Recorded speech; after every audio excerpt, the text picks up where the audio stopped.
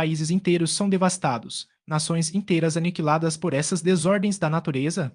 As vastas cidades da América, as planícies férteis do Indostão, as moradas lotadas dos chineses estão ameaçadas de ruína total. Onde tardias multidões ocupadas se reuniam por prazer ou lucro, agora apenas o som de lamento e miséria é ouvido. O ar é envenenado e cada ser humano inala a morte, mesmo na juventude e na saúde, suas esperanças estão na flor. Lembramos a praga de 1348, quando se calculou que um terço da humanidade havia sido destruída. Até agora, a Europa Ocidental não estava infectada. Seria sempre assim? Ou, sim, seria com patriotas, não temam. Nas selvas ainda incultas da América, que maravilha que, entre seus outros destruidores gigantes, a peste deva ser contada. É antigamente um nativo do Oriente, irmão do tornado, do terremoto e do Simon. Filho do solo e berçário dos trópicos, ele inspiraria nesses climas. Ele bebe o sangue escuro do habitante do sul, mas nunca se banqueteia com o celta de rosto pálido. Se por acaso algum asiático atingido vier entre nós, a peste morre com ele, incomunicável e insensível. Vamos chorar por nossos irmãos, embora nunca possamos experimentar seu revés. Vamos lamentar e ajudar os filhos do jardim da terra. Tarde invejamos suas moradas, seus bosques picantes, planícies férteis e beleza abundante.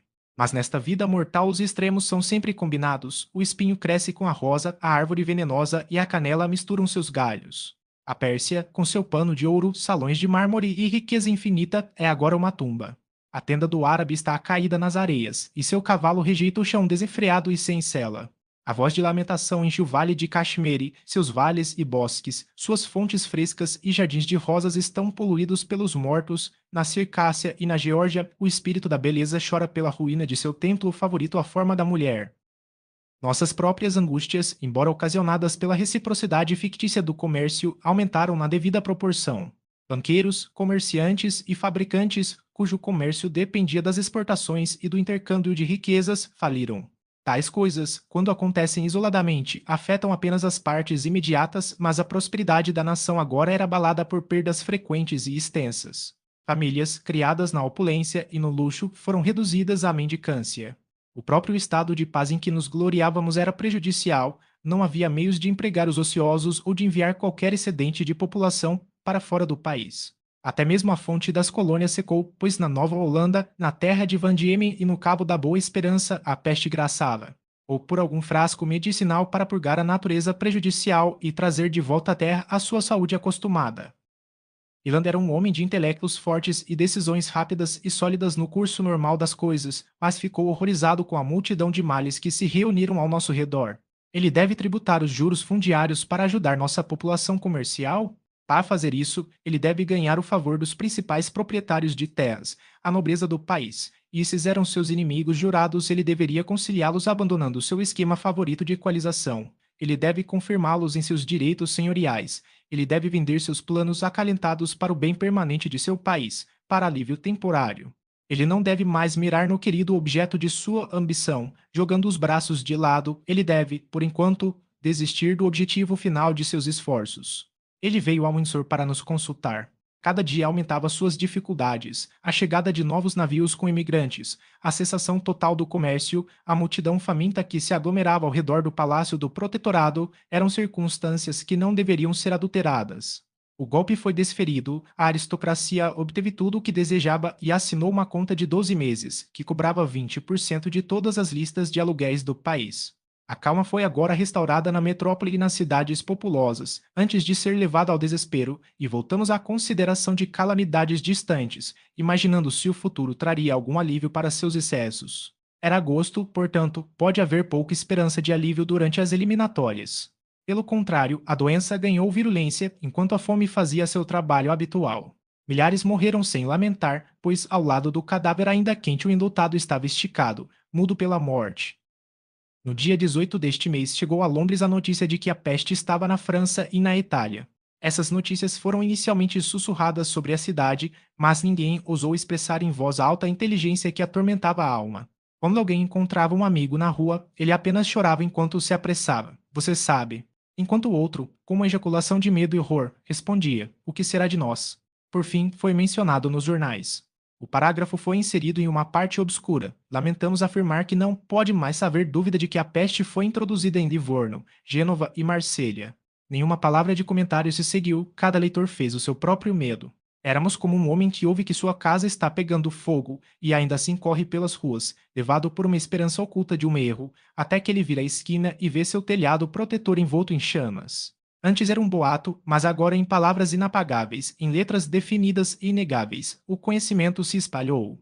Sua obscuridade de situação tornava-o ainda mais visível. As letras diminutas tornaram-se gigantescas aos olhos perplexos do medo. Pareciam esculpidas com uma caneta de ferro, impressas pelo fogo, tecidas nas nuvens, estampadas na própria frente do universo. Os ingleses, fossem viajantes ou residentes, vinham derramando em um grande riacho repulsivo, de volta ao seu próprio país, e com eles multidões de italianos e espanhóis. Nossa pequena ilha estava cheia até estourar. A princípio, uma quantidade incomum de espécie apareceu com os emigrantes, mas essas pessoas não tinham meios de receber de volta em suas mãos o que gastaram entre nós. Com o avanço do verão e o aumento da sinomose, os aluguéis não foram pagos e suas remessas falharam.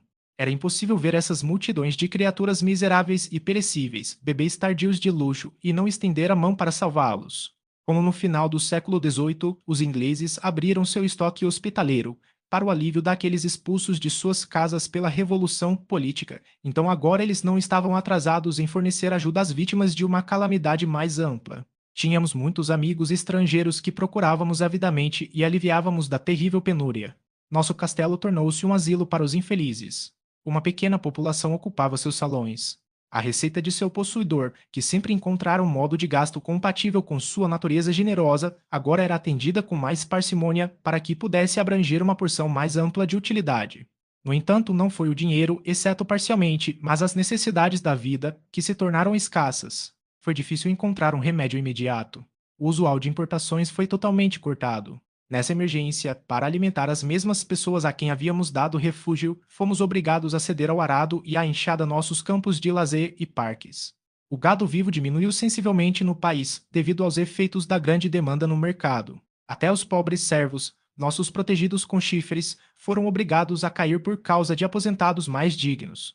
O trabalho necessário para trazer as terras a esse tipo de cultura empregou e alimentou os pares das manufaturas diminuídas. Adrian não descansou apenas com os esforços que podia fazer em relação às suas próprias posses. Ele se dirigiu aos ricos da terra, ele fez propostas no parlamento pouco adaptadas para agradar aos ricos, mas suas súplicas sinceras e eloquência benevolente eram irresistíveis.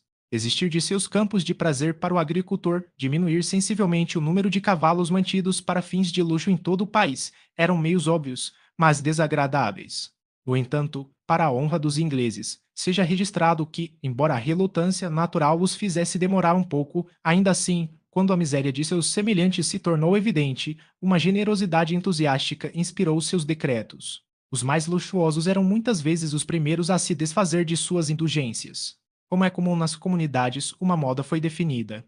As senhoras de nascimento nobre do país teriam se considerado desonradas se agora tivessem desfrutado, o que antes chamavam de necessário, a facilidade de uma carruagem. Cadeiras, como nos tempos antigos, e palanquins indianos foram introduzidos para os enfermos, mas, além disso, não era nada singular ver mulheres de posição indo a pé para lugares de resorte da moda. Era mais comum, para todos os que possuíam propriedades fundiárias, separarem-se para suas propriedades, assistidos por tropas inteiras de indigentes, cortar seus bosques para erguer moradias temporárias e distribuir seus parques, parterres e jardins de flores para famílias necessitadas. Muitos deles, de alto escalão em seus próprios países, agora, com enxada na mão, reviraram o solo. Achou-se necessário, finalmente, verificar o espírito de sacrifício e lembrar aqueles cuja generosidade passou a ser desperdiçada aqui até que o estado atual das coisas se tornasse permanente, do qual não havia probabilidade, era errado levar a mudança tão longe a ponto de dificultar uma reação. A experiência demonstrou que em 1 ou 2 anos a peste cessaria, seria bom que, nesse ínterim, não tivéssemos destruído nossas belas raças de cavalos ou mudado completamente a face da parte ornamentada do país. Pode-se imaginar que as coisas estavam em um estado ruim, antes que esse espírito de benevolência pudesse ter atingido raízes tão profundas. A infecção já havia se espalhado nas províncias do sul da França. Mas aquele país tinha tantos recursos em termos de agricultura que a corrida da população de uma parte para outra e seu aumento por meio da imigração estrangeira foi menos sentida do que conosco. O pânico apareceu de mais ferimentos do que doenças e seus concomitantes naturais. Winter foi saudado, um médico geral infalível. Os bosques escurecidos e os rios transbordantes, as névoas noturnas e as geadas matinais foram recebidos com gratidão. Os efeitos do frio purificador foram imediatamente sentidos, e as listas de mortalidade no exterior eram reduzidas a cada semana. Muitos de nossos visitantes nos deixaram, aqueles cujas casas ficavam longe no sul, fugiram encantados de nosso inverno do norte e buscaram sua terra natal, seguros de abundância mesmo após sua terrível visitação. Esperamos novamente. O que o próximo verão traria, não sabíamos, mas os meses atuais eram nossos, e nossas esperanças de cessar a pestilência eram altas. 6. Tradução de Elton das obras de Hesíodo. Capítulo V. Permaneci tanto tempo na margem extrema, o cardume devastado que se estendia na corrente da vida, brincando com a sombra da morte. Por tanto tempo, embalei meu coração em retrospectiva da felicidade passada, quando havia esperança. Porque não para sempre é assim. Eu não sou imortal, e o fio da minha história pode ser tecido até os limites da minha existência. Mas o mesmo sentimento que primeiro me levou a cenas repletas de lembranças ternas, agora me pede que me apresse. O mesmo anseio desse coração quente e ofegante que me fez registrar em palavras escritas minha juventude, minha masculinidade serena e as paixões de minha alma me faz agora recuar diante de mais atrasos. Devo completar meu trabalho. Aqui estou eu, como disse, ao lado das águas da frota dos anos que fluem, e agora longe. Abra a vela e estique com o remo, apressando-se por penhascos escuros e iminentes, descendo corredeiras íngremes até o mar de desolação que alcancei. No entanto, um momento, um breve intervalo antes de partir da costa mais uma vez. Deixe-me imaginar-me como estava em 2094 em minha morada em Windsor. Deixe-me fechar os olhos e imaginar que os galhos incomensuráveis de seus carvalhos ainda me sombreiam, as muralhas de seu castelo próximas. Deixe a fantasia derramar a cena alegre do 20º dia de junho, como até agora meu coração dolorido a lembra. As circunstâncias me chamaram para Londres. Aqui ouvi falar que sintomas da peste haviam ocorrido em hospitais daquela cidade. Voltei para Windsor. Minha testa estava nublada, meu coração pesado. Entrei no Little Park, como era meu costume, no portão de Frogmore, a caminho do castelo. Grande parte desses terrenos havia sido dedicada ao cultivo, e faixas de terra de batata e milho estavam espalhadas aqui e ali. As gralhas grasnavam alto nas árvores acima, misturado com seus gritos roucos, ouvi uma música animada. Era o aniversário de Alfreire. Os jovens, os etonianos e as crianças da pequena nobreza vizinha realizaram uma feira simulada para a qual todos os camponeses foram convidados. O parque estava salpicado de tendas, cujas cores ostentosas e bandeiras berrantes, tremulando ao sol, aumentavam a alegria da cena. Em uma plataforma erguida sob o terraço, vários membros mais jovens da Assembleia estavam dançando.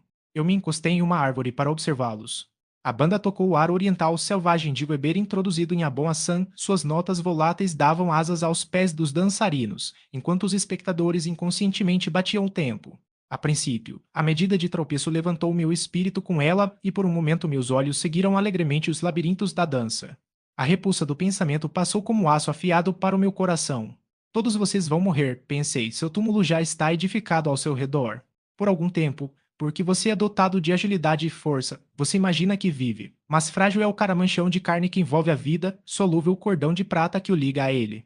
A alma alegre, conduzida de prazer em prazer pelo mecanismo gracioso de membros bem formados, de repente sentirá a árvore do eixo ceder e a mola e a roda se dissolverem em pó. Nenhum de vocês, ó, multidão predestinada, pode escapar nenhum. Não os meus. Não meu Idris e seus bebês. Horror e miséria. A dança alegre já desapareceu, o gramado verde estava coberto de cadáveres, o ar azul acima tornou-se fétido com exalações mortais. Gritem, seus clarins. Vós trombetas altas, urvai. Pilha de canto fúnebre sobre canto fúnebre, desperte os acordes fúnebres, deixe o ar soar com lamentos terríveis, deixe a discórdia selvagem correr nas asas do vento. Já o ouço, enquanto os anjos da guarda, que cuidam da humanidade, sua tarefa cumprida, se apressam e sua partida é anunciada por acordes melancólicos. Rostos todos impróprios com choro, forçaram a abrir minhas pálpebras. Cada vez mais rápido, muitos grupos desses semblantes desgraçados se aglomeravam ao redor, exibindo toda a variedade de miséria, rostos bem conhecidos misturados com as criações distorcidas da fantasia. Pálidos e cinzentos, Armand e Perdita sentaram-se separados, olhando com sorrisos tristes. O semblante de Adrien esvoaçou, manchado pela morte Idris. Com os olhos lanidamente fechados e lábios lívidos, estava prestes a deslizar para dentro da ampla sepultura. A confusão cresceu, seus olhares de tristeza mudaram para zombaria, eles acenaram com a cabeça no ritmo da música, cujo barulho se tornou enlouquecedor. Senti que isso era insanidade e saltei para frente para jogá-lo fora. Corri para o meio da multidão. Idris me viu. Com passos leves ela avançou enquanto a envolvia em meus braços, sentindo, como sentia, que assim encerrava o que era para mim um mundo, mas frágil como a gota d'água que o sol do meio-dia beberá da taça do nenúfar. Lágrimas encheram meus olhos, sem o costume de serem assim umedecidos. A alegre recepção de meus meninos, a suave gratificação de Clara, a pressão da mão de Adriane, contribuíram para me desmantelar. Senti que eles estavam próximos, que estavam seguros, mas pensei que tudo isso era engano. A terra cambaleou, as árvores de raízes firmes se moveram, a tontura tomou conta de mim e afundei no chão. Meus amados amigos ficaram alarmados, não, eles expressaram seu alarme tão ansiosamente que eu não usei pronunciar a palavra peste que pairava em meus lábios, para que eles não interpretassem meus olhares perturbados como um sintoma e vissem infecção em minha languidez. Eu mal havia me recuperado e, com hilaridade fingida, trouxe de volta sorrisos ao meu pequeno círculo, quando vimos Hilando se aproximar. Ilan tinha algo parecido com um fazendeiro, de um homem cujos músculos e estatura adulta foram desenvolvidos sob a influência de exercícios vigorosos e exposição aos elementos. Este foi em grande parte o caso, pois, embora fosse um grande proprietário de terras, ainda assim, sendo um projetista e de uma disposição ardente e diligente, ele havia se entregado em sua própria propriedade ao trabalho agrícola. Quando foi embaixador nos estados do norte da América, ele, por algum tempo, planejou toda a sua migração, e chegou ao ponto de fazer várias viagens para o oeste naquele imenso continente, com o propósito de escolher o local de sua nova morada. A ambição desviou seus pensamentos desses desígnios à ambição, que trabalhando através de várias permissões e obstáculos, agora o levara ao ápice de suas esperanças, tornando-o Lorde Protetor da Inglaterra. Seu semblante era áspero, mas inteligente, e sua testa ampla e olhos cinzentos rápidos pareciam olhar para fora, para seus próprios planos e para a oposição de seus inimigos.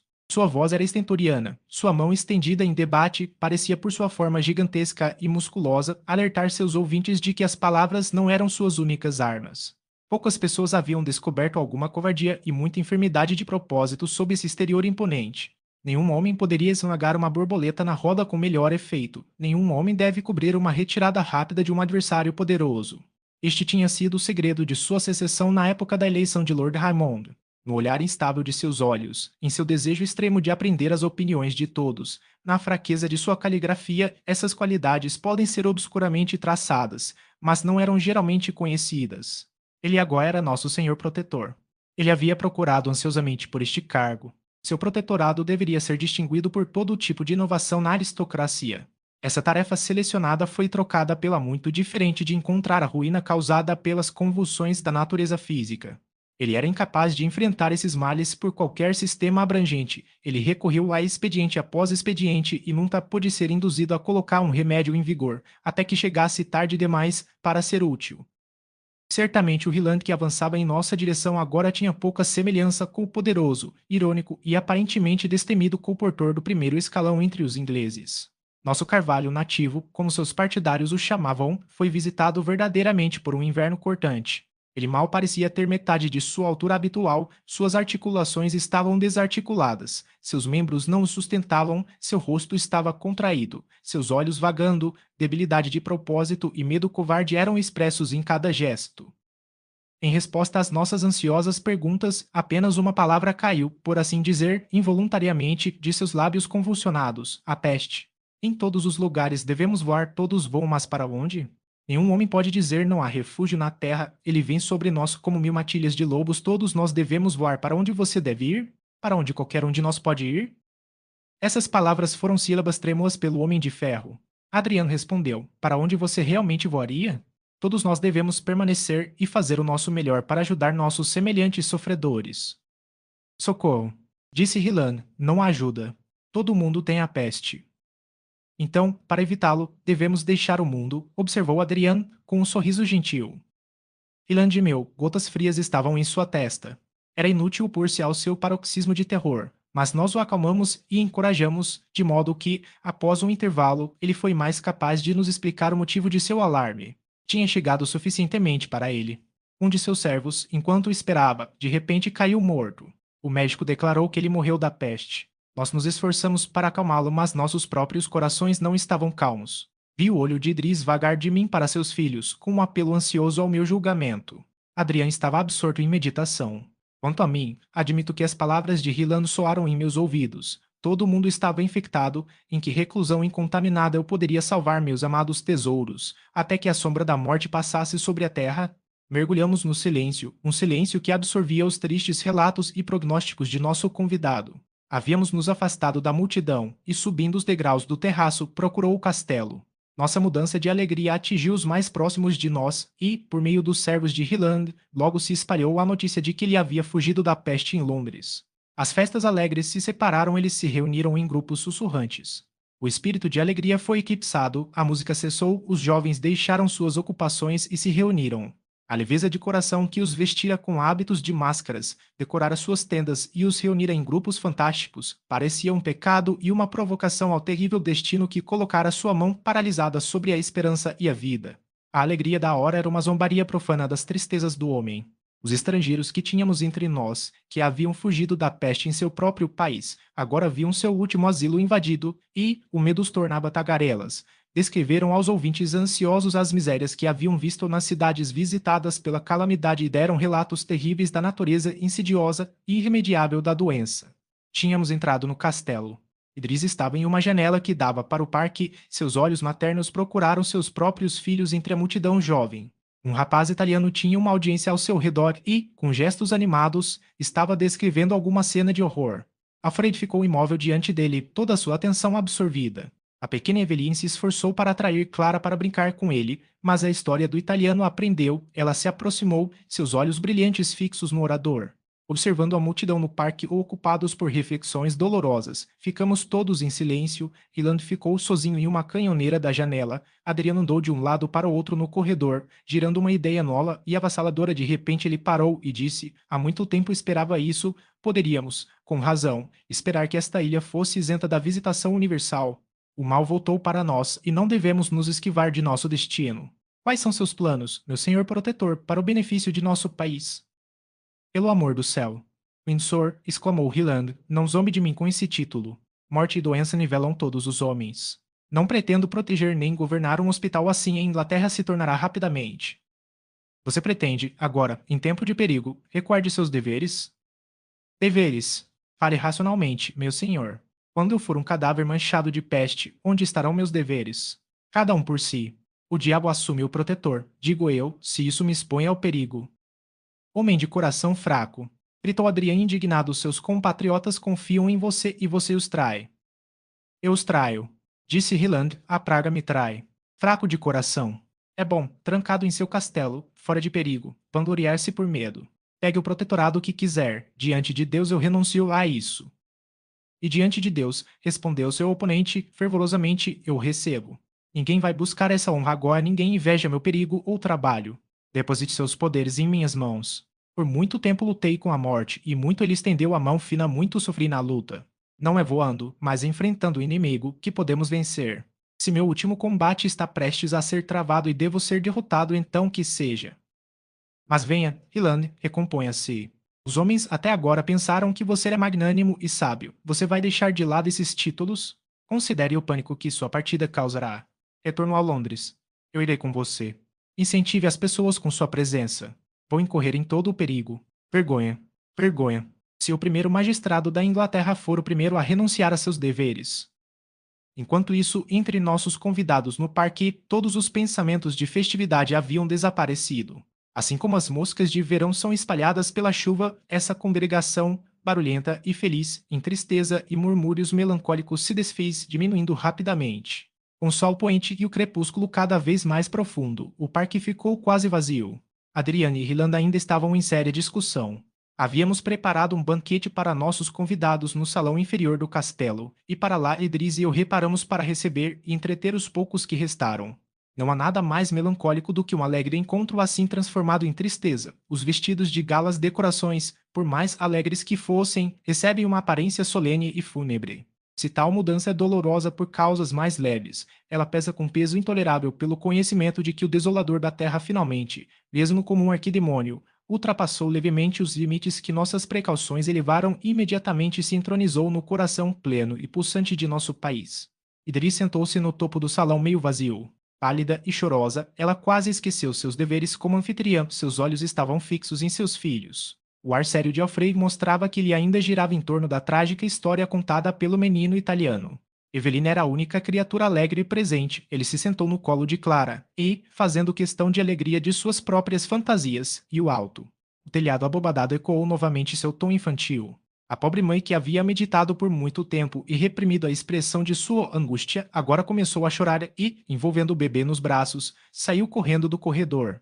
Clara e Alfredo seguiram, enquanto o resto da companhia, em murmúrio confuso, que ficava cada vez mais alto, dava voz aos seus muitos medos.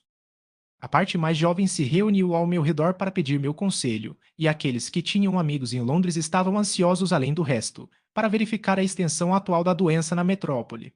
Eu os encorajei com os pensamentos de alegria que se apresentaram.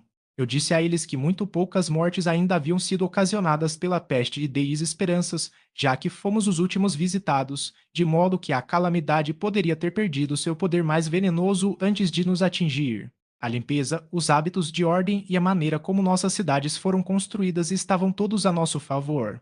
Como era uma epidemia, sua força principal era derivada de qualidades perniciosas no ar e provavelmente causaria pouco dano onde isso fosse naturalmente salubre. No início, eu havia falado apenas com as pessoas mais próximas de mim, mas toda a assembleia se reuniu em torno de mim e descobri que era ouvido por todos. Meus amigos, eu disse, nosso risco é comum, nossas precauções e esforços também serão comuns. Se a coragem e a resistência viris puderem nos salvar, seremos salvos. Lutaremos contra o inimigo até o fim. A peste não nos encontrará uma presa pronta, vamos disputar cada centímetro de terreno. E, por leis metódicas inflexíveis, imperiam barreiras invencíveis ao progresso de nosso inimigo. Talvez em nenhuma parte do mundo ela tenha encontrado uma oposição tão sistemática e determinada. Talvez nenhum país esteja naturalmente tão bem protegido contra nosso invasor, nem a natureza em qualquer lugar foi tão bem assistida pela mão do homem. Não vamos nos desesperar. Não somos covardes nem fatalistas, mas, acreditando que Deus colocou os meios para nossa preservação em nossas próprias mãos, usaremos esses meios ao máximo. Lembre-se de que limpeza, sobriedade e até bom humor e benevolência são nossos melhores remédios. Havia pouco que eu pudesse acrescentar a esta exortação geral, pois a peste, embora em Londres, não estava entre nós. Despedi os convidados, portanto, e eles ficaram pensativos, mais do que tristes, para aguardar os eventos reservados para eles. Agora procurei Adrian, ansioso para ouvir o resultado de sua discussão com Hilland. Ele havia prevalecido em parte, o Lorde Protetor consentiu em retornar a Londres por algumas semanas, durante o qual as coisas deveriam ser organizadas de forma a ocasionar menos consternação em sua partida. Adrian e Driz estavam juntos. A tristeza com que o primeiro ouvira pela primeira vez que a praga estava em Londres havia desaparecido, a energia de seu propósito informou seu corpo com força, a alegria solene do entusiasmo e da autodevoção iluminou seu semblante, e a fraqueza de sua natureza física parecia passar dele como a nuvem da humanidade fez, na antiga fábula do amante divino de Semele. Ele estava se esforçando para encorajar sua irmã e levá-la a olhar para sua intenção sob uma luz menos trágica do que ela estava preparada para fazer, e com eloquência apaixonada ele desdobrou seus desígnios para ela. Deixe-me, na primeira palavra, disse ele, aliviar sua mente de todo medo por minha causa. Não vou me esforçar além de meus poderes, nem vou buscar perigo desnecessariamente. Sinto que sei o que deve ser feito e, como minha presença é necessária para a realização de meus planos, tomarei um cuidado especial para preservar minha vida. Agora vou assumir um cargo adequado para mim. Não posso intrigar ou trilhar um caminho tortuoso através do labirinto dos vícios e paixões dos homens, mas posso trazer paciência e simpatia e a ajuda que a arte oferece para o leito da doença. Posso levantar da terra o miserável órfão e despertar para novas esperanças o coração fechado do enlutado. Posso acorrentar a praga em limites e definir um termo para a miséria que ela ocasionaria. Coragem, tolerância e vigilância são as forças que trago para esta grande obra. Ou eu serei alguma coisa agora. Desde o meu nascimento, tenho aspirado como a águia, mas, diferentemente da águia, minhas asas falharam e minha visão foi cegada.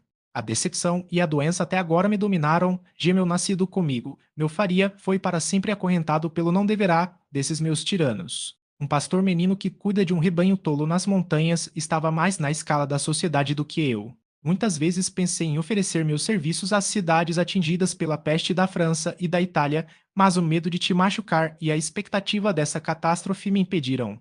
À Inglaterra e aos ingleses eu me dedico. Se eu puder salvar um de seus poderosos espíritos do poço mortal, se eu puder afastar a doença de uma de suas cabanas sorridentes, não terei vivido em vão. Estranha omissão essa. No entanto, assim era Adrian. Ele parecia entregue à contemplação, avesso à excitação, um estudante humilde, um homem de visões, mas proporcionar-lhe um tema digno. Como a cotovia ao raiar do dia surgindo da terra sombria, canta hinos no portão do céu. 7. Assim ele surgiu da apatia e do pensamento improdutivo para o mais alto grau de ação virtuosa. Com ele ia o entusiasmo, a resolução forjada, o olho que sem empalidecer podia olhar para a morte. Conosco permaneceram tristeza, ansiedade e expectativa insuportável do mal. O homem, diz Lord Bacon, que tem esposa e filhos, deu reféns à fortuna.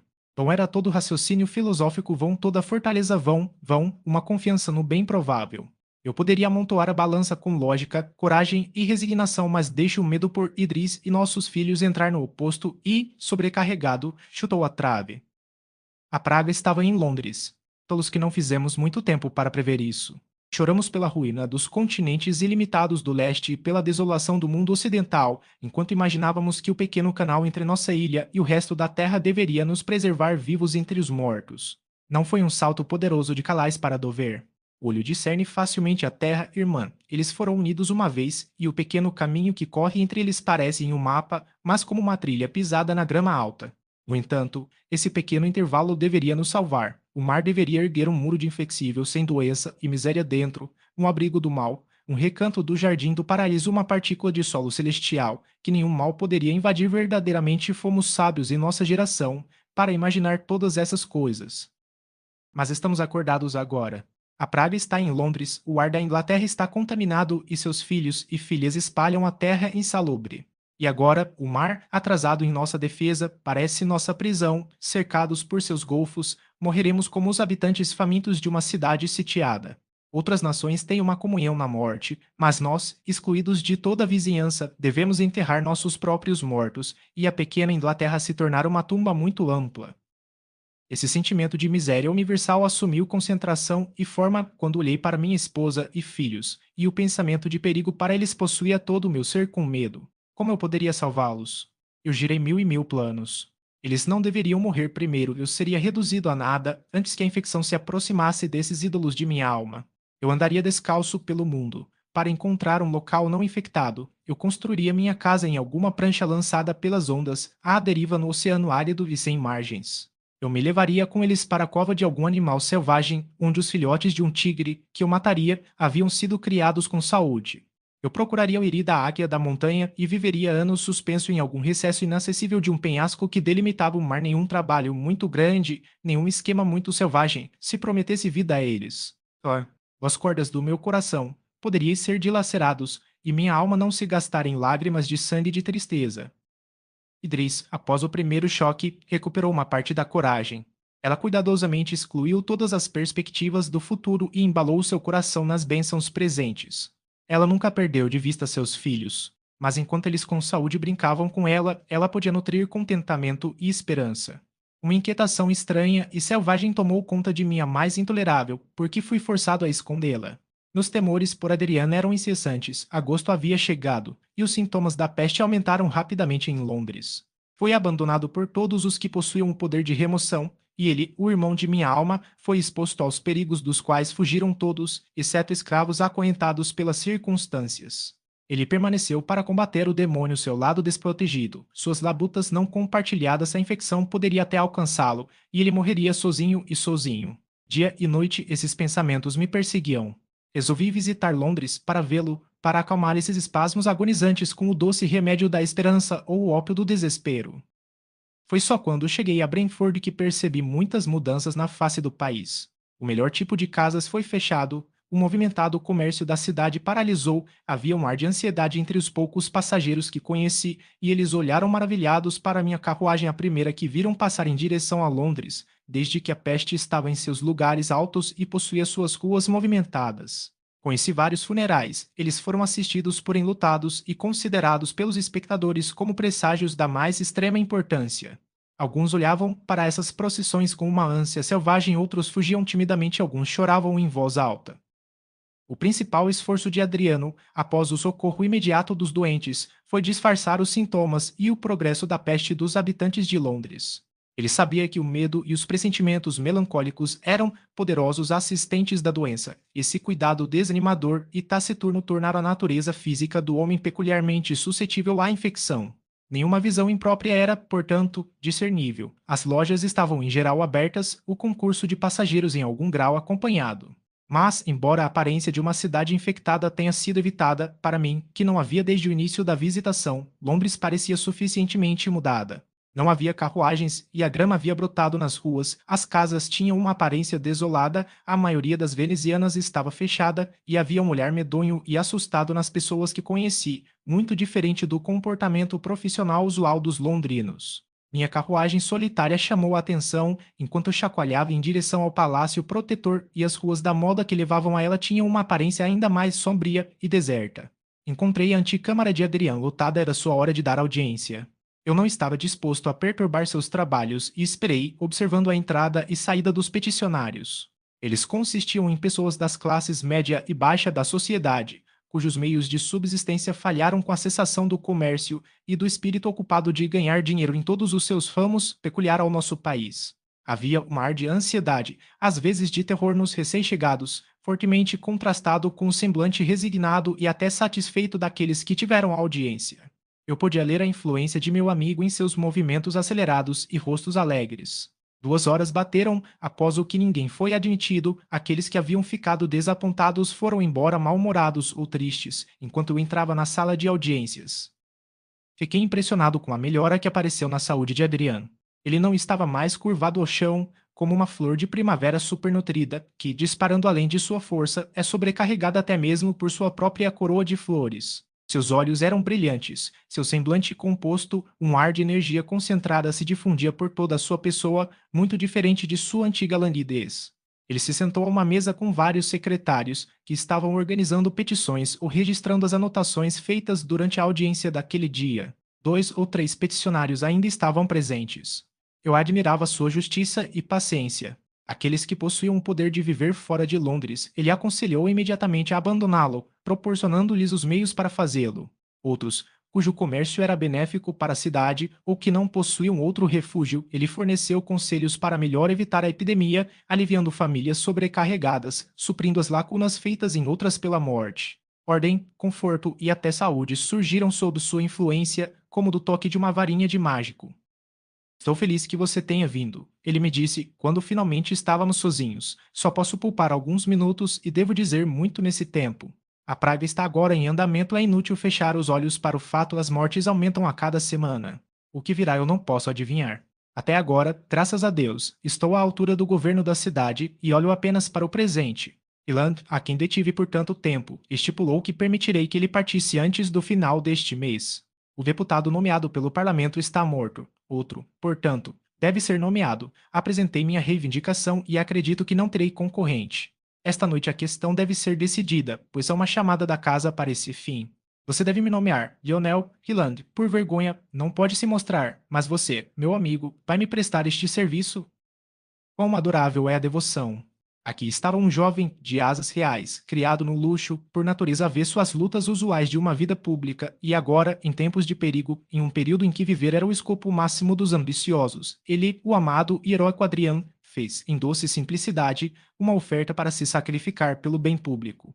A própria ideia era generosa e nobre, mas, além disso, sua maneira despretensiosa, toda a sua falta de assunção de uma virtude, tornava seu ato 10 vezes mais comovente. Eu teria resistido ao seu pedido, mas eu tinha visto o bem que ele difundiu, senti que suas resoluções não deveriam ser abaladas, então, com o coração pesado, concordei em fazer o que ele pediu.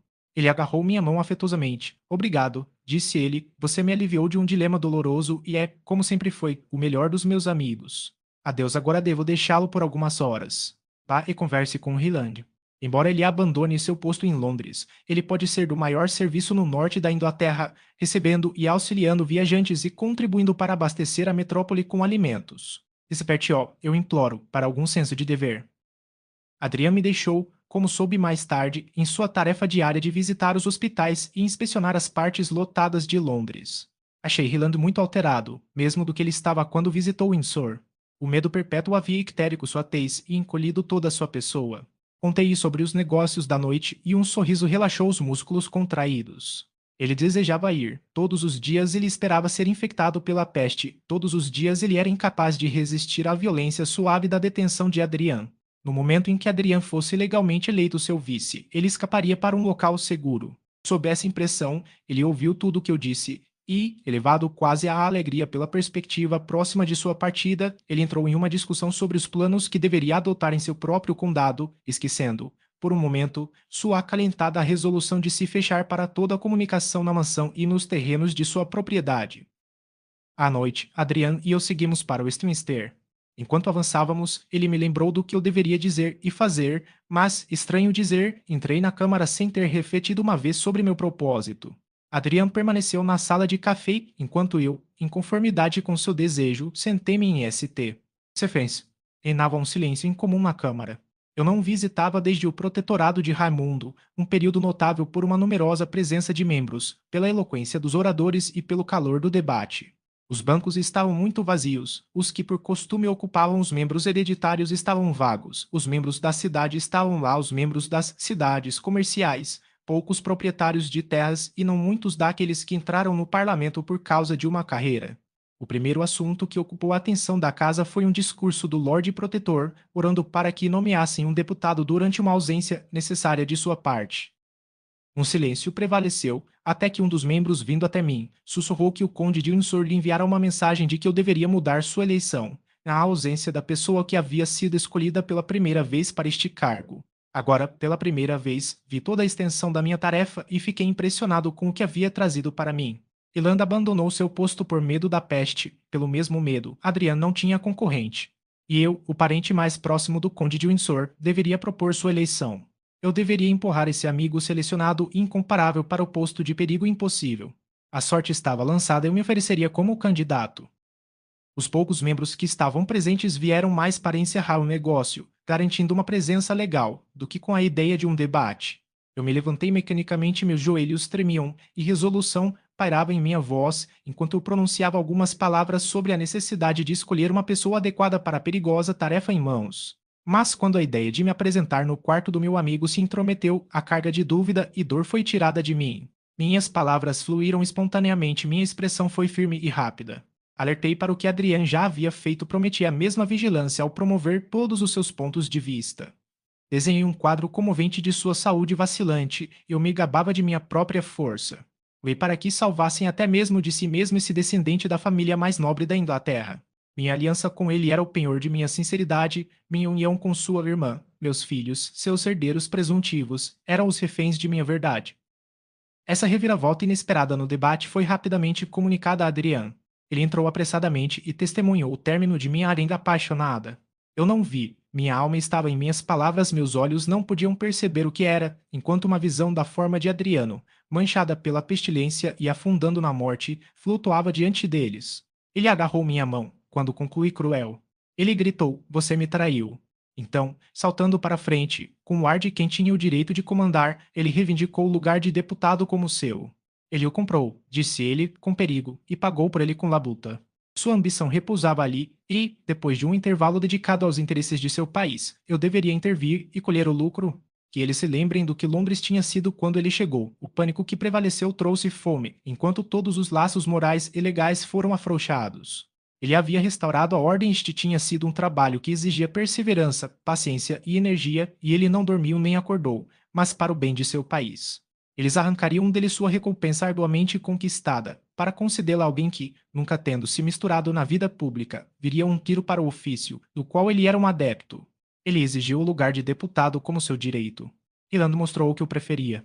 Nunca antes ele, que nasceu até mesmo para a herança do trono da Inglaterra, nunca pediu favor ou honra daqueles que agora eram seus iguais, mas que poderiam ter sido seus súditos. Eles o recusariam. Eles poderiam recuar do caminho da distinção e da ambição louvável, o herdeiro de seus antigos reis, e acumular outra decepção em uma casa caída. Ninguém jamais ouvira Adrian aludir aos direitos de seus ancestrais. Ninguém jamais suspeitou que o poder ou o sufrágio de muitos pudesse de alguma forma se tornar caro para ele. Ele havia começado seu discurso com veemência. Ele terminou com uma gentileza despretensiosa, fazendo seu apelo com a mesma humildade, como se tivesse pedido para ser o primeiro em riqueza, honra e poder entre os ingleses, e não, como era a verdade, para ser o primeiro nas fileiras de labutas repugnantes e morte inevitável. Um murmúrio de aprovação surgiu após seu discurso. Não o ouça, gritei. Ele fala falso, falso para si mesmo foi interrompido. E, o silêncio sendo restaurado, fomos ordenados, como era costume, a nos retirar durante a decisão da casa. Imaginei que eles hesitassem e que houvesse alguma esperança para mim. Eu estava enganado. Mal havíamos saído da Câmara antes que Adrian fosse chamado de volta e instalado em seu cargo de Lorde Adjunto do Protetor. Voltamos juntos para o palácio. Por quê, Leonel? Disse Adrian. O que você pretendia? Você não poderia esperar conquistar e ainda assim me deu a dor de um triunfo sobre meu amigo mais querido. Isso é zombaria, respondi. Você se dedica a você, o adorado irmão de Idris, o ser de todo mundo contém, mais querido aos nossos corações, você se dedica a uma morte prematura. Eu teria evitado isso, minha morte seria um pequeno mal, ou melhor, eu não deveria morrer enquanto você não pode esperar escapar. Quanto à probabilidade de escapar, disse Adrian, daqui a 10 anos, as estrelas frias podem brilhar sobre os túmulos de todos nós, mas quanto à minha peculiar propensão à infecção, eu poderia facilmente provar, tanto lógica quanto fisicamente, que no meio do contágio tenho uma chance melhor de vida do que você. Este é o meu posto. Nasci para isso, para governar a Inglaterra na anarquia, para salvá-la do perigo, para me dedicar a ela. O sangue de meus antepassados clama alto em minhas veias e me pede que seja o primeiro entre meus compatriotas. Ou, se esse modo de falar ofende, deixe-me dizer que minha mãe, a orgulhosa rainha, incutiu cedo em mim um amor pela distinção, e tudo isso se a fraqueza de minha natureza física e minhas opiniões peculiares não tivessem impedido tal desígnio, poderia ter me feito lutar há muito tempo pela herança perdida de minha raça. Mas agora minha mãe, ou, se preferirem, as lições de minha mãe, despertam dentro de mim. Não posso levar para a batalha, não posso, por meio de intriga e infidelidade, erguer novamente o trono sobre os destroços do espírito público inglês. Mas posso ser o primeiro a apoiar e proteger meu país, agora que terríveis desastres e ruína colocaram mãos fortes sobre ele. Esse país e minha amada irmã são tudo o que tenho. Protegerei o primeiro, o último eu entrego à sua responsabilidade. Se eu sobreviver e ela se perder, é melhor eu estar morto. Preserve-a para o bem dela, eu sei que você vai se você precisar de qualquer outro estímulo. Pense que, ao preservá-la, você me preserva. Sua natureza impecável, uma soma de perfeições, está envolvida em suas afeições. Se elas fossem feridas, ela cairia como uma flor sem água, e o menor ferimento que recebessem é uma geada cortante para ela. Ela já teme por nós. Ela teme pelos filhos que adora e por você, o pai deles, seu amante, marido, protetor, e você deve estar perto dela para apoiá-la e encorajá-la. Volte para o Insur então, meu irmão, pois assim você é por todos os laços preenche o duplo lugar que minha ausência lhe impõe e deixe-me, em todos os meus sofrimentos aqui, voltar meus olhos para aquela querida reclusão e dizer a paz. 7 sonetos de Shakespeare. Capítulo 7. Segui para o Insur, mas não com a intenção de permanecer lá. Fui apenas para obter o consentimento de Idris e depois voltar e tomar minha posição ao lado de meu amigo inigualável, compartilhar seus trabalhos e salvá-lo, se assim for, às custas de minha vida. No entanto, eu temia testemunhar a angústia que minha determinação poderia excitar em Idris. Eu havia jurado ao meu próprio coração nunca sombrear seu semblante, mesmo com tristeza transitória, e deveria me mostrar recreativo na hora de maior necessidade. Eu havia começado minha jornada com pressa ansiosa, agora eu desejava extraí-lo ao longo de dias e meses. Eu ansiava por evitar a necessidade de ação, esforcei-me para escapar do pensamento em vão futuro, como uma imagem escura em uma fantasmagoria se aproximou cada vez mais, até que envolveu toda a terra em sua sombra. Uma pequena circunstância me induziu a alterar minha rota habitual e a voltar para casa por Egon e Bishopgate. Desci na antiga morada de Perdita, sua cabana, e, enviando a carruagem, decidiu atravessar o parque até o castelo. Este local, dedicado às mais doces lembranças, a casa abandonada e o jardim negligenciado estavam bem adaptados para nutrir minha melancolia. Em nossos dias mais felizes, Perdita adornou sua cabana com toda a ajuda que a arte poderia trazer, para aquilo que a natureza havia escolhido favorecer. No mesmo espírito de exagero, ela, no caso de sua separação de Raymond, fez com que fosse totalmente negligenciado. Agora estava em ruínas. O servo havia escalado as palhetas quebradas e repousado entre as flores. A grama crescia no limiar e a treliça balançando, rangendo ao vento, dava sinal de total deserção.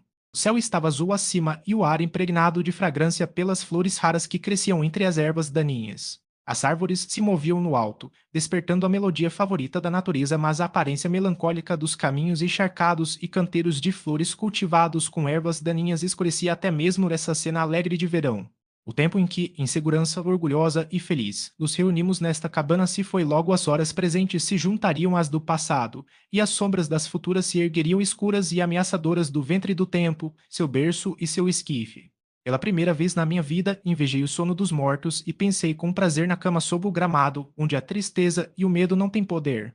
Passei pela abertura do empalidecimento quebrado senti, enquanto desdenhava as lágrimas sufocantes corri para as profundezas da floresta. Ó morte e mudança, governantes de nossa vida, onde estais, para que eu possa lutar com vocês? O que havia em nossa tranquilidade, que citou sua inveja em nossa felicidade, para que você a destruísse? Éramos felizes, amorosos e amados, o chifre de Amalteia não continha nenhuma bênção derramada sobre nós, mas, infelizmente, a importuna fortuna bárbara, oi corpse e ontem flor nunca permanece. Veja, enquanto eu vagava assim ruminando, várias pessoas do campo passaram por mim. Eles pareciam cheios de pensamentos cuidadosos, e algumas palavras de sua conversa que me alcançaram me induziram a me aproximar e fazer mais perguntas. Um grupo de pessoas voando de Londres, como era frequente naquela época, subiu o Thames em um barco. Ninguém em Windsor lhes daria abrigo, então, subindo um pouco mais, eles permaneceram a noite toda em uma cabana deserta perto da eclusa de Boulter. Eles seguiram seu caminho na manhã seguinte, deixando um de seus companheiros para trás, cansado da peste. Uma vez que essa circunstância se espalhou pelo exterior, ninguém ousou se aproximar a menos de meia milha da vizinhança infectada e o desgraçado abandonado foi deixado para lutar contra a doença e a morte na solidão, como bem podia. Fui instado pela compaixão a apressar-me para a cabana com o propósito de averiguar sua situação e atender às suas necessidades. À medida que avançava, encontrei grupos de camponeses falando seriamente sobre esse evento. Distantes como estavam do contágio apreendido, o medo estava impresso em todos os semblantes. Passei por um grupo desses terroristas em uma pista na estrada direta para a cabana. Um deles me parou e, conjecturando que eu ignorava a circunstância, disse-me para não continuar, pois uma pessoa infectada estava deitada a uma curta distância. Eu sei, respondi, e vou ver em que condição o pobre coitado está. Um murmúrio de surpresa e horror percorreu a assembleia. Continuei: este pobre desgraçado está abandonado, morrendo, sem socorro, nestes tempos infelizes. Deus sabe em quanto tempo qualquer um ou todos nós podemos estar em necessidade. Eu vou fazer como eu gostaria que fizessem. Mas você nunca será capaz de voltar ao castelo Lady Idri e seus filhos sem palavras confusas foram as palavras que me tocaram. Vocês não sabem, meus amigos, eu disse que o próprio conde, agora Lorde Protetor, visita diariamente não apenas aqueles provavelmente infectados por esta doença, mas os hospitais e casas de pragas, aproximando-se e até tocando os doentes. No entanto, ele nunca teve uma saúde melhor. Você trabalha sob um erro completo quanto à natureza da praga, mas não tema, não peço a nenhum de vocês que me acompanhe, nem acredite em mim, até que eu volte são e salvo de meu paciente. Então eu os deixei e me apressei. Logo cheguei à cabana. A porta estava entreaberta. Entrei e um olhar me garantiu que seu antigo habitante não existia mais se ele estava deitado em um monte de palha, frio e rígido, enquanto um eflúvio pernicioso enchia a sala e várias manchas e marcas serviam para mostrar a virulência da desordem. Eu nunca tinha visto um morto por pestilência. Enquanto todas as mentes estavam cheias de consternação com seus efeitos, um desejo de excitação nos levou a examinar o relato de Defoe e os delineamentos magistrais do autor de Arthur Mervyn. As imagens desenhadas nesses livros eram tão vívidas que parecíamos ter experimentado os resultados descritos por elas. Mas frias eram as sensações excitadas pelas palavras, por mais ardentes que fossem, e descrevendo a morte e a miséria de milhares, em comparação com o que sentia ao olhar para o cadáver desse infeliz estranho. Esta realmente era praga. Levantei seus membros rígidos, notei a distorção de seu rosto e os olhos de pedra perderam a percepção. Enquanto eu estava assim ocupado, um horror frio congelou meu sangue, fazendo minha carne tremer e meu cabelo ficar em pé. Meio insanamente falei com os mortos. Então a praga te matou, eu murmurei. Como é que isto aconteceu? A vinda foi dolorosa? Você parece que o inimigo o torturou antes de assassiná-lo. E agora eu pulei precipitadamente e escapei da cabana antes que a natureza pudesse revogar suas leis e palavras inorgânicas fossem sopradas em resposta dos lábios dos que partiram. Ao retornar pela pista, vi à distância a mesma assembleia de pessoas que eu havia deixado. Eles se apressaram, assim que me viram, meu semblante agitado aumentou o medo de se aproximar de alguém que havia entrado à beira do contágio. À distância dos fatos, tira-se conclusões que parecem infalíveis, que, no entanto, quando postas à prova da realidade, desaparecem como sonhos irreais. Eu havia ridicularizado os medos de meus compatriotas quando eles se relacionavam com os outros, agora que eles voltaram para casa para mim. Fiz uma pausa. O Rubicão, eu senti, foi passado, e convinha bem a mim refletir sobre o que deveria fazer neste lado da doença e do perigo. De acordo com a superstição vulgar, meu vestido, minha pessoa, o ar que respirava, traziam em si um perigo mortal para mim e para os outros.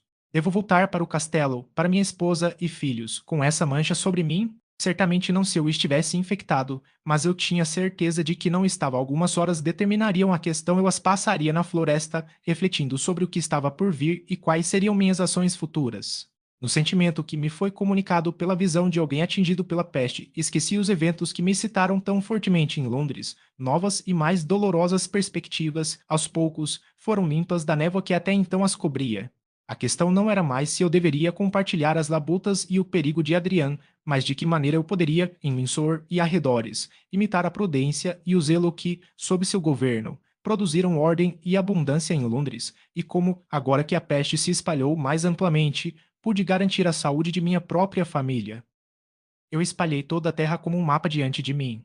Em nenhum ponto de sua superfície eu poderia colocar meu dedo e dizer: aqui está a segurança.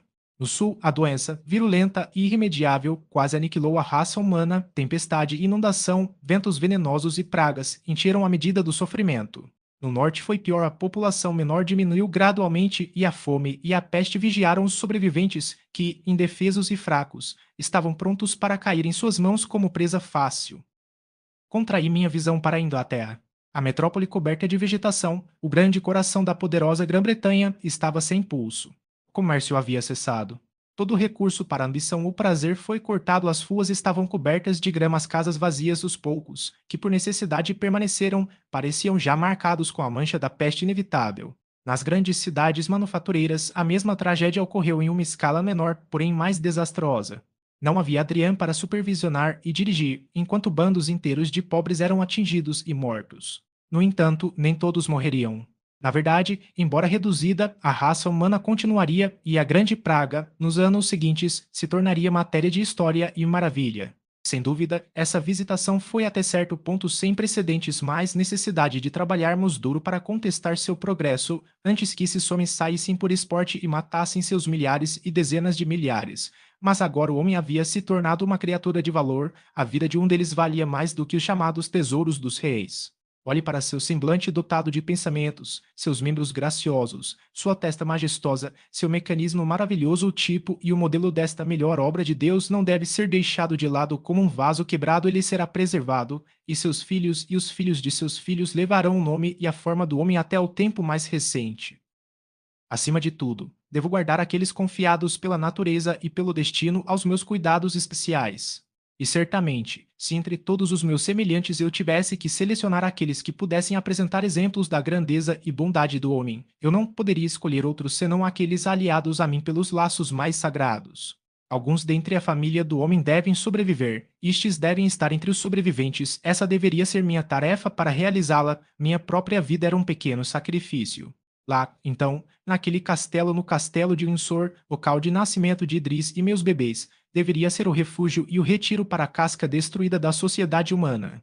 Sua floresta deveria ser nosso mundo, seu jardim nos fornece comida, dentro de suas paredes eu estabeleceria o trono abalado da saúde.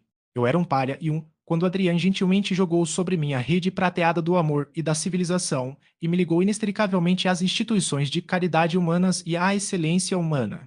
Eu era um que, embora aspirante ao bem e um ardente amante da sabedoria, ainda não estava inscrito em nenhuma lista de valor, quando Idris, a nascida no principesco, que era a personificação de tudo o que era divino na mulher, ela que andava na terra como o sonho de um poeta, como uma deusa esculpida dotada de sentido, o imaginou santa saindo da tela, ela, a mais digna, me escolheu e me deu a si mesma um presente inestimável. Durante várias horas continuei a meditar, até que a fome e o cansaço me trouxeram de volta a hora que passava, então marcada por longas sombras lançadas pelo sol poente. Eu tinha vagado em direção a Bracknell, bem a oeste de Windsor. A sensação de saúde perfeita que eu desfrutava me garantiu que eu estava livre de contágio. Lembrei-me de que Idris havia sido mantido na ignorância de meus procedimentos. Ela pode ter ouvido falar do meu retorno de Londres e da minha visita a Boothesloke, que, ligada à minha ausência contínua, pode tender a alarmá-la muito. Voltei ao Windsor pela longa caminhada e, passando pela cidade em direção ao castelo, encontrei-a em estado de agitação e perturbação. É tarde demais para ser ambicioso, disse Sir Thomas Browne. Não podemos esperar viver tanto tempo em nossos nomes como alguns viveram em suas pessoas. Um rosto de Jano não tem proporção com o outro. Sobre este texto surgiram muitos fanáticos, que profetizaram que o fim dos tempos havia chegado. O espírito da superstição nasceu, do naufrágio de nossas esperanças, e travessuras selvagens e perigosas foram ensinadas no grande teatro